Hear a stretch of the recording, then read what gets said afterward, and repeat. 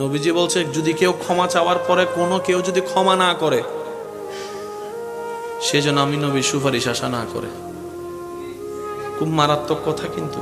সেজন্য নবীজি বলছেন, হে আমার উম্মত, যা জামিলা হয়েছে, যার সাথে হয়েছে, তুমি ক্ষমা করে দাও, তুমি ক্ষমা করে দাও।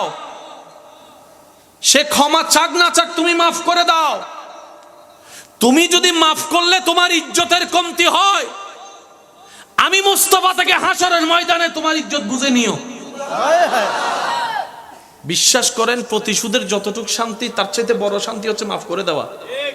আমাকেও বলার দরকার নাই, কাউকে শোনানোর দরকার নাই। আপনার জীবনের সবচেয়ে বড় শত্রু, যে ইনডোর হোক, আউটডোর হোক, ঘরের হোক, বাহির হোক, যার সাথে আপনার বনেও না, যার সাথে চেহারা দেখতে ইচ্ছা করে না, এরকম কেউ থাকলে শুধু মনে মনে আমার দিকে তাকাই হলো কথাটা রাখার জন্য, শুধু মনে